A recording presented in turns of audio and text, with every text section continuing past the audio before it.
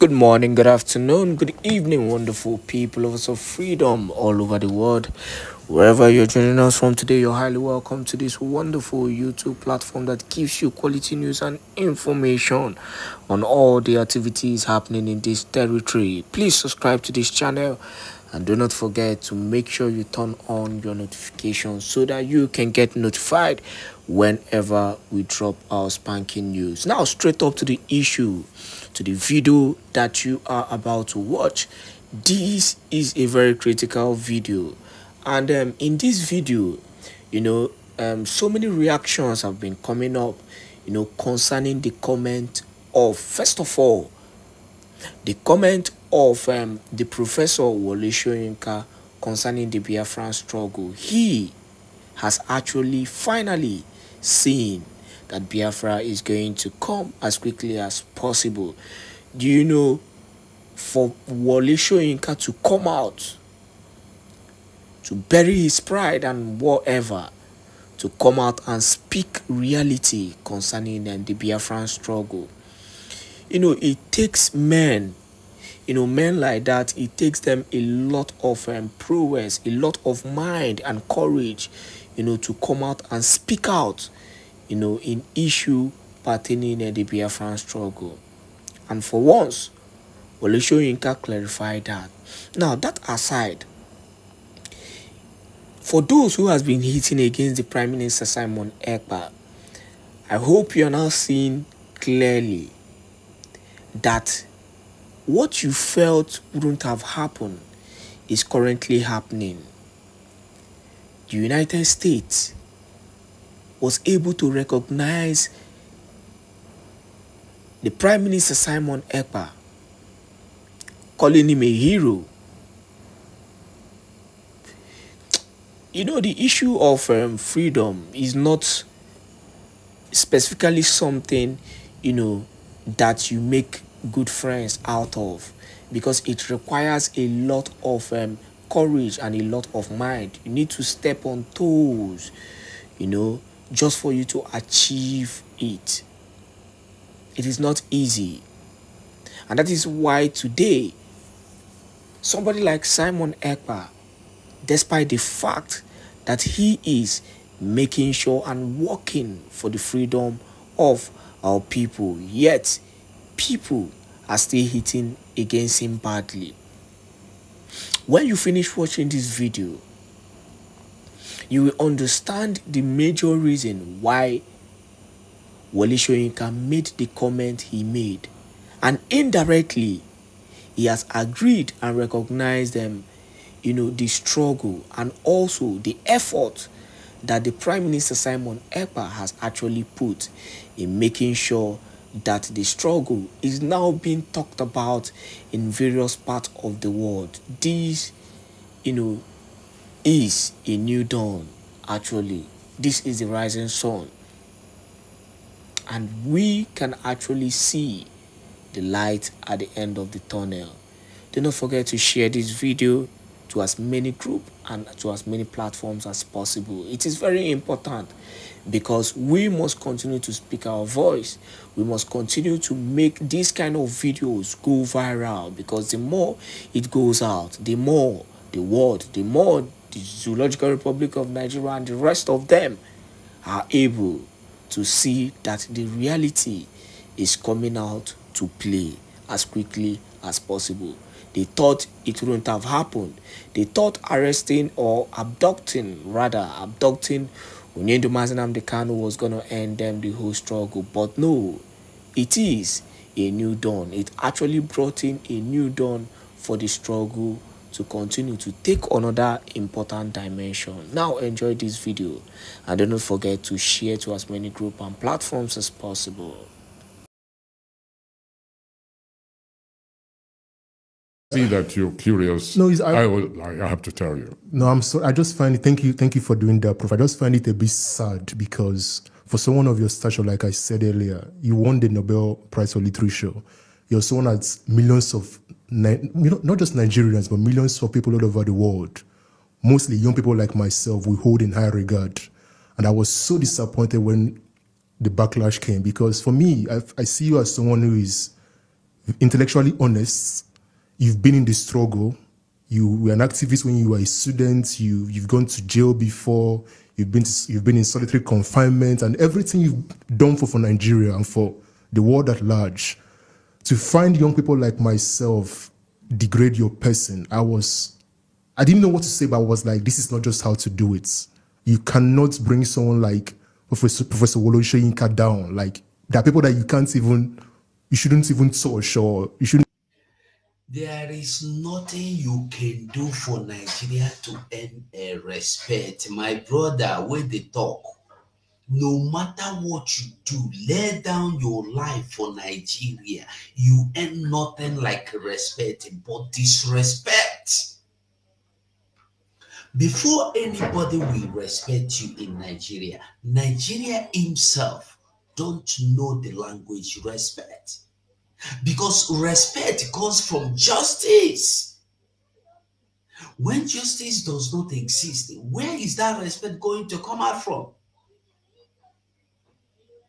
Nigeria knows nothing like respect, knows nothing like justice. Look at what is going on everywhere. A bag of rice is being sold for almost 100,000 naira, and you are paying a man with family about 50,000 naira, and you are debating it. Why some criminals in the House of Assembly go home monthly with billions of naira? What are they doing with it? No, with justice, everything enter now. Now justice is the number. If justice is there, everything enter. Because if me and you do business, I know shop them, I divide them justly as it be. That's a just person now, no be so. Now when person they just, truth today inside, truth today inside, respect today inside, personality dey inside, dignity dey inside, and alacrity is a very alacrity dey inside. No, but it's true. Not only in a just person you go find peace, truth, justice, respect, honor, dignity, principle. When justice is not there, oh boy, run no. Nigeria can never honor you for any reason. There is no amount of sacrifice you're going to offer to Nigeria to make Nigeria remember you yesterday. They cannot remember your yesterdays. They cannot even remember your ancestral yesterdays. Rather, they go abandon all the good things we do to go bring up one bad one where they go take destroy you finish. Very simple. It's even like degrade their person. And so for me personally, I just found it, and like you rightly said, that kind of behavior will not win you an election in Nigeria. Nigeria is so diverse and so multicultural that you cannot win an election with the obedient movement's behavior. It's not possible. But for me, like looking at his two other opponents, they are not just his opponents, but it's the last two presidencies, that of Buhari and that of Jonathan. What was your opinion, sir, on those two last presidential? On those two last presidents? I'm not going to say anything further about them. Everything which I want to say about the presidential, the last presidential election, I've said already. I mean, how about Buhari's tenure and Jonathan's tenure? What would you describe? Oh, Buhari and the last two presidents. Yes, Buhari. This is part of the problem. Buhari, of course, and I'll come to that in a moment. Buhari was a disaster. Now, the thing was, when I was asked a question like this, and I answered very honestly, I said, Buhari was a disaster. And I said, oh, yes, and he's saying it. I made certain pungent criticisms of Buhari when he was in power. For instance, I gave him an ultimatum, which I don't know anybody else in Nigeria did, when this banditry, fundamentalist kidnapping, the raiding of farmlands, the creation of a totally new nation of displaced persons, within the nation. given an ultimatum. I said, as Commander-in-Chief, give those insurgents a notice of 48 hours, I think I said, to quit all the lands they have illegally occupied. And then at the end of that, use maximum force to get them out. And I watched, of course, nothing happened. Of course.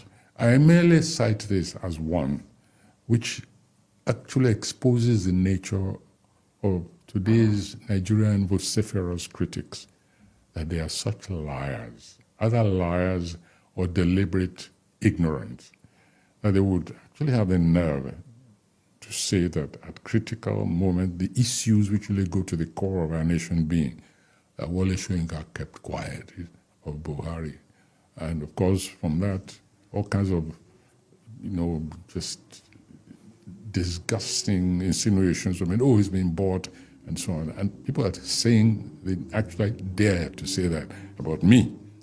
And there are other instances. I just mentioned this particular one because I waited to see. After that, of course, as I have written in one of my occasional publications, which I call Interventions, after that, we gave up on Buhari completely and began our own do-it-yourself.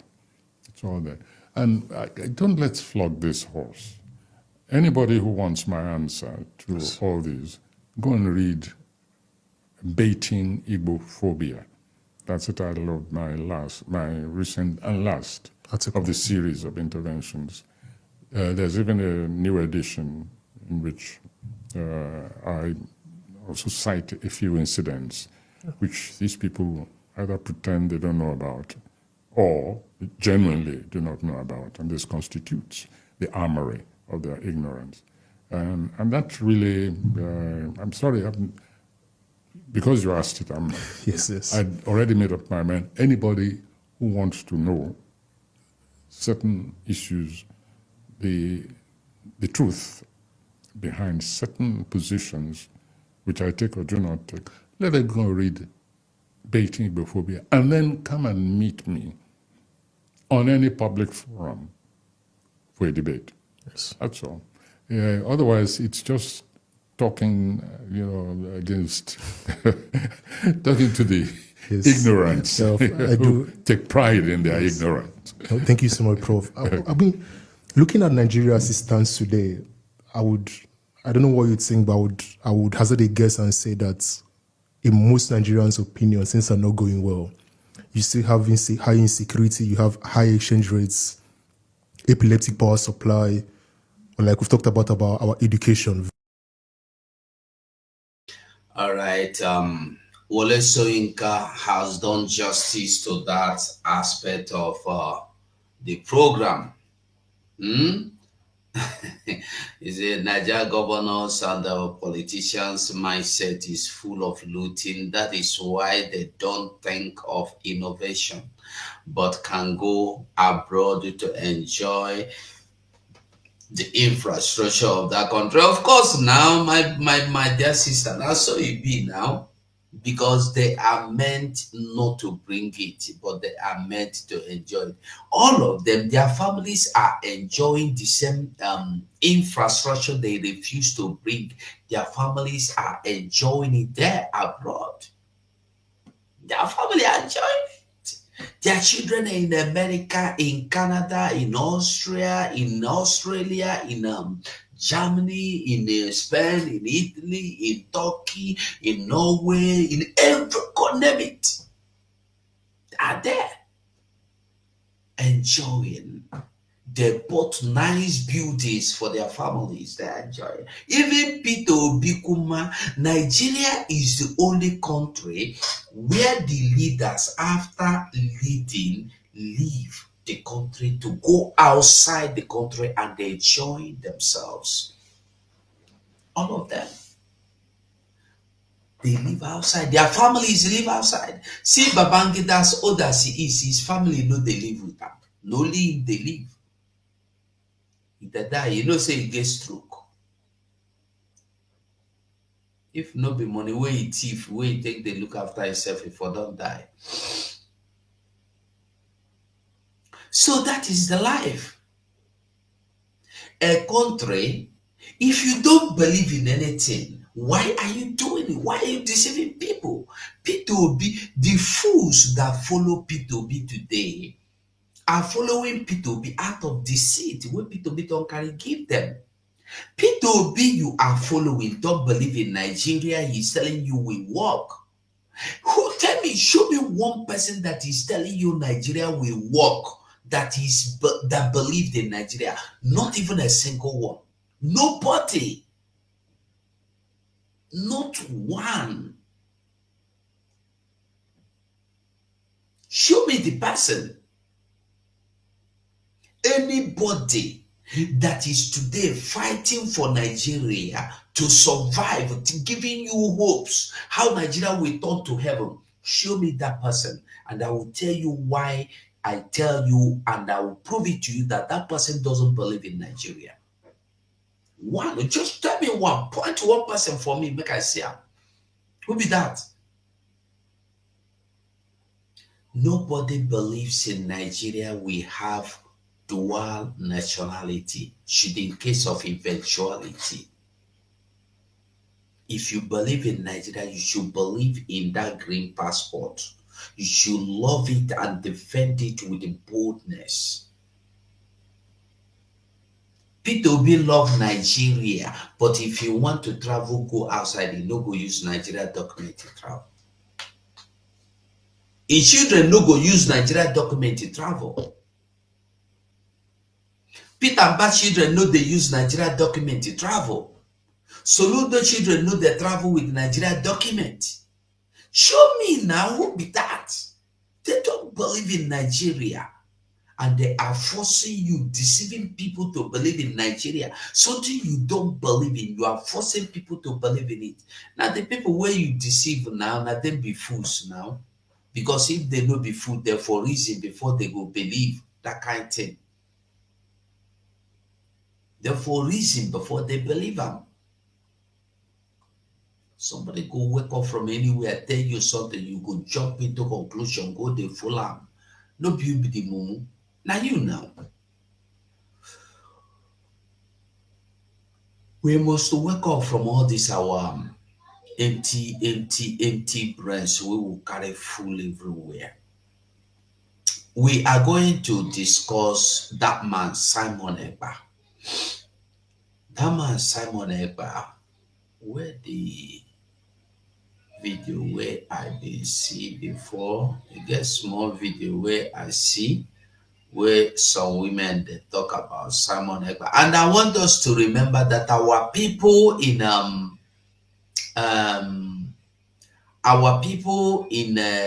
Delta are still locked out, chased out of their houses. They have not been brought back.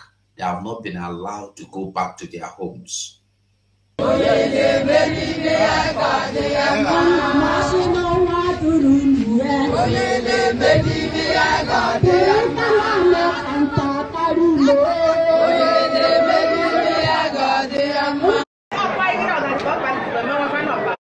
we need to see before we read out this about the man Simon Èkpá.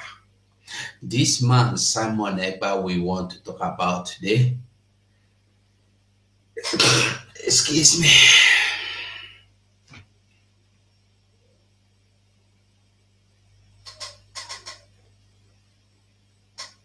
To read this thing, we in talk about our Prime Minister this very wonderful evening. So like I said before, I welcome you again as we move. I beg, if you want to come inside the studio, indicate, or let me just put out the link there, so if anybody want to come, the person can come in. If you want to say anything about this, the man Simon Èkpá, that is the link. You can join us immediately. So he said, Mazi Simon Èkpá, a true leader of Biafra. It doesn't matter what you think about him. It doesn't matter what you believe him to be. It doesn't matter how you like him or hate him or despise him. The truth remains that he is a true leader. The truth remains that he is giving us the hope we need. That's just the truth. So make we quickly read. Okay, now the Biafra Republic government in exile, Bridgie represent, okay, you are seeing it, so you can be reading as well to know, say another lie. The Biafra Republic government in exile. The Biafra Republic government in exile, Bridgie, represents a major part of the ongoing narrative of Biafra's mission for independence. At the best of this government in exile stands Simon Èkpá, a figure whose leadership has sparked both admiration and controversy. As an entity, a government in exile often surfaces when, listen, government in exile, listen, let me put it here. Government in exile often surface when national group cannot exercise legal and sovereign authority over its homeland due to occupation or usurpation. We be saying now what they go to the usurpation, occupation, they take your land, where you they mine the oil from your land, and you are still dying of hunger. They are mining the oil from your land, and you are dying of hunger. You can imagine the wickedness that has been displayed against our people. You can imagine the level of wickedness. People that you stole this oil, you steal, you sold this oil from their house. They know they eat better food. They know they eat better food. They explore. They explore.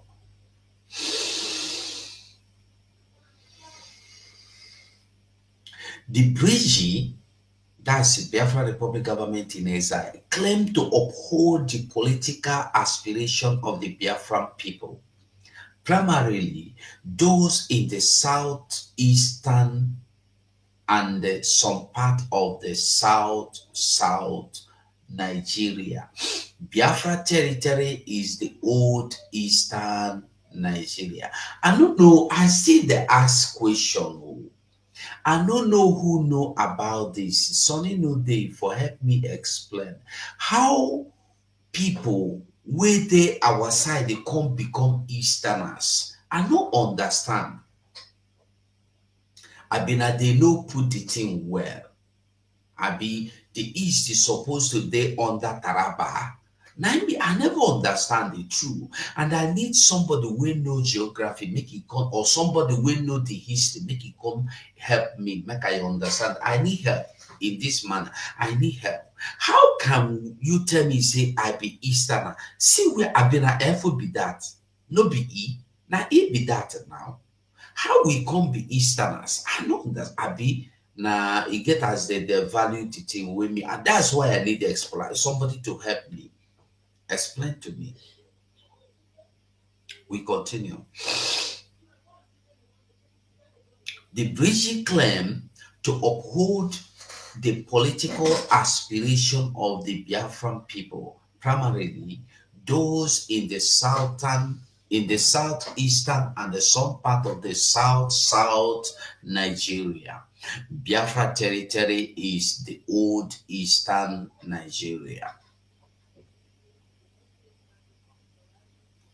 In 2023, Simon Èkpá was declared the Prime Minister of the Biafra Republic government in exile, following a detailed and structured election process.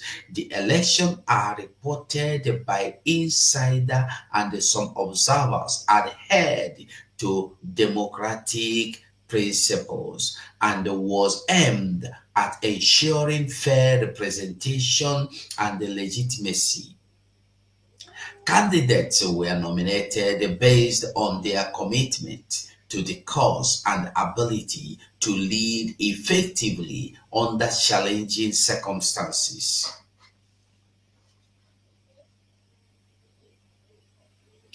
Despite some external skepticism, those within the bridge and their supporters emphasized the election's integrity. The process involved multiple stages of voting and a final vote, reportedly including representatives from various Biafran diaspora communities. Though questioned by some, the election transparency was defended vigorously by the bridge, which released detailed account of the procedures followed by guarantee a fair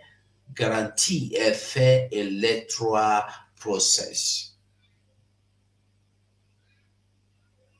The recognition of Èkpá,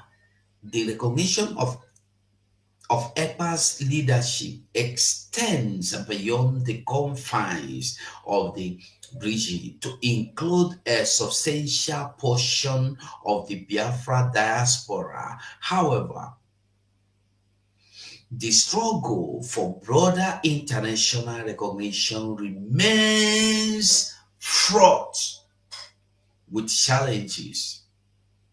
The international community generally maintains a caution stance when dealing with the government in exile.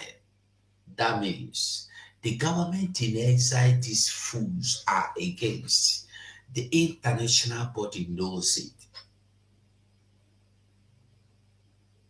You see why those mumus, morons, waiting for Dr. Damage platform today, we never know or understand anything because they fail to understand. They don't want. You see, when you lack knowledge and they fail to understand that you lack knowledge,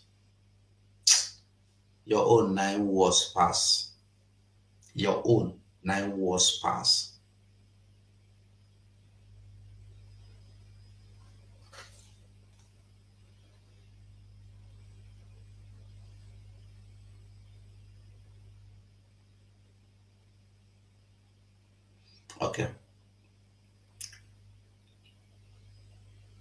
Okay.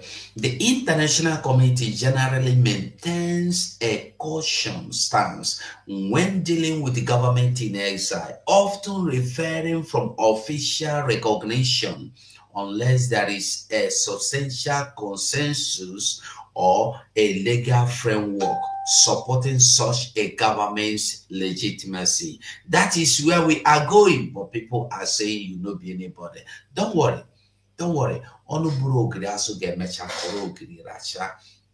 Whether you want it, whether you don't want it, very soon you will understand that. Moreover, Simon Ekpa's government faces internal challenges, notably from Nigeria authorities and some faction within the Biafra movement who view the Biafra Republic government in exile skeptically. These challenges are compounded by the complicated geopolitical dynamic of the region, where multiple interests converge, often leading to fragmented support base. Since assuming office, Simon Èkpá has initiated several policies to consolidate support for Biafra's independence and reinforce the government structure of the Biafra government His administration has focused on international advocacy. His administration has focused on international advocacy, seeking global attention and the support for Biafra cause. His government has organized humanitarian aid and cultural events to strengthen community ties among Biafran diaspora. Simon Èkpá's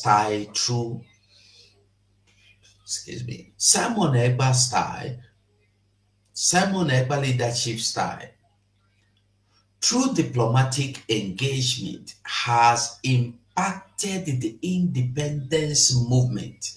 Under his guidance, the Brigi has gained a more structured approach to its activities, stressing the importance of international law and the diplomacy in its pursuit of recognition. Addressing the persistent allegation that label Simon Èkpá as a self-proclaimed prime minister is critical. The allegations stem from misunderstanding and the misrepresentation of the electoral process undertaken by the Brigi. Simon Èkpá has consistently refuted such claim, pointing to the democratic and transparent nature of his election. The term self-proclaimed inaccurately depicts the legitimate and the recognized procedure that led to his leadership role within the Biafran community. Such mischaracterizations